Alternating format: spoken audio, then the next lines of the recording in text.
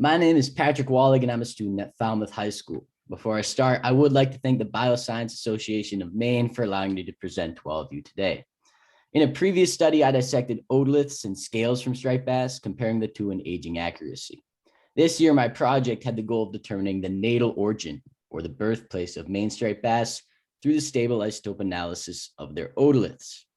I conducted this project because I'm a lifelong Mainer. Like many fishermen, I feel an obligation to do all I can do to fix the mistakes of my predecessors and help striped bass populations recover to their once great sizes.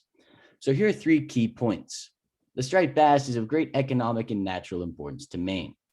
Isotope analysis of the striped bass otolith is an effective method of determining natal origin. Establishing the natal origin of Maine caught striped bass identifies spawning grounds that must be protected as fish populations recover. There are 2 reasons that I got into this study. One is that I like to fish. 2 is that the striped bass fishery is of great importance to the state of Maine. Statewide, the striped bass fishery supported 3,110 jobs and generated $202 million in revenue in 2016 alone. In the same year, the nation's striped bass fishery accounted for more than 48 million pounds of landed fish by both commercial and recreational anglers. This total fishing activity contributed a total of $7.8 billion towards our nation's gross domestic product. If the fishery were to falter, thousands of people would lose their jobs and billions of dollars would be lost. But here's the issue. It's already happening. Striped bass populations are in decline, especially in Maine. These striped bass are highly migratory. If we knew where our Maine striped bass population was coming from, or their origins, we could better target regulations and measure the success of conservation projects over time. How can we determine fish origin? Otoliths are calcified inner ear structures located directly behind the fish brain. Otoliths incorporate matter reflective of the body of water a fish inhabits at a certain time. Of critical relevance to this study, the core of the otolith consists of matter incorporated exclusively during the first year of a fish's life. Striped bass larvae spend the first few years of their life in their natal waters. Therefore, the composition of a striped bass otolith core is reflective of the fish's birthplace. The isotope fingerprint of an otolith core can be matched to the isotope profile of the body of water in which the fish was born. For this study, Maine caught striped bass heads were submitted by local fishermen to the Snap-a-Striper project conducted by the Gulf of Maine Research Institute. Otoliths were dissected and otolith cores were milled out and converted to powder. Powdered cores were then submitted to the University of Arizona for stable isotope analysis. As a part of the previous study, prior to the pandemic, I collected fish heads from fishermen and dissected the otoliths from the heads. They were then prepared and shipped for stable isotope analysis. 2 ranges were established through this study, a native Maine range and a Chesapeake Bay range. The Maine data was derived from striped bass native to the Kennebec River in Maine. The Chesapeake data was derived from white perch native to the Chesapeake Bay. White perch was used as a proxy for striped bass as no striped bass data was available. White perch, however, is a close relative to the striped bass. The 2 species are sympatric or co-occurring and can even interbreed, supporting the use of white perch as a proxy for striped bass in this study. So ranges were created and the bass of unknown origin were compared. This study found that 472 Maine caught bass had delta 18.0 values consistent with a Maine natal origin. 27 of 72 Maine caught bass had delta 18.0 values consistent with a Chesapeake Bay origin. 41 of 72 Maine caught bass were of indeterminate origin. Their isotope profile did not fit within either established range.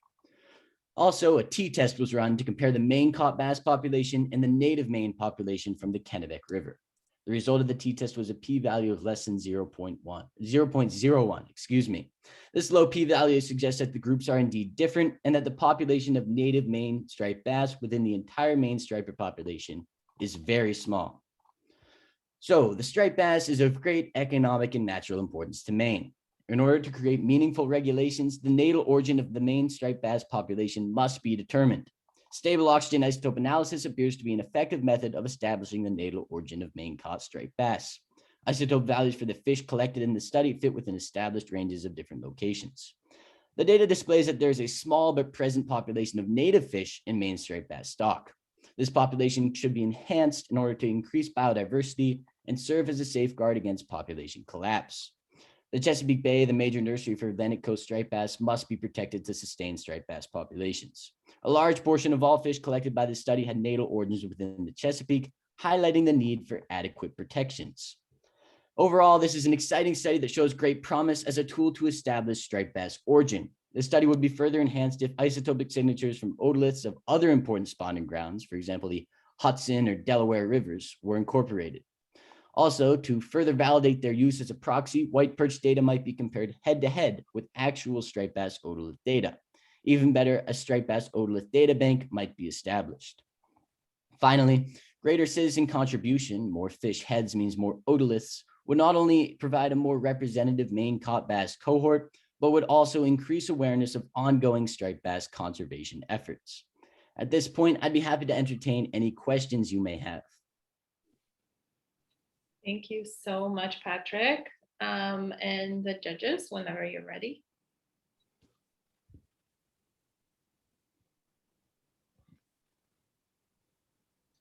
Patrick, really nice presentation. Nice to see you again. Nice to know you're still fishing. Yep. And that COVID didn't interrupt that at all. So can you tell me about the isotope analysis that they do? Yeah, so I have a great figure actually, right? I want to make sure you guys can still see it. You see this figure here, it's kind of small.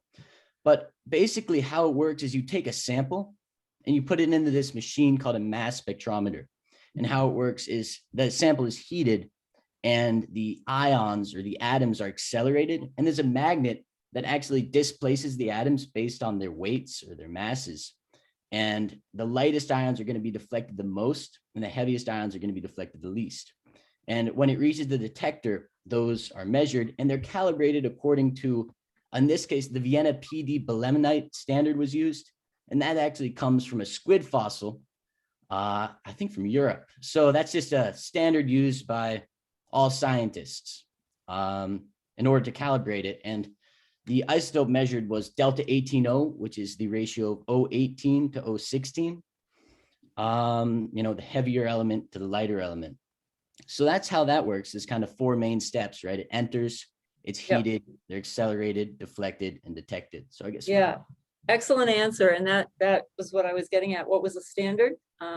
Yeah. Spec. So thank you. You stole my question.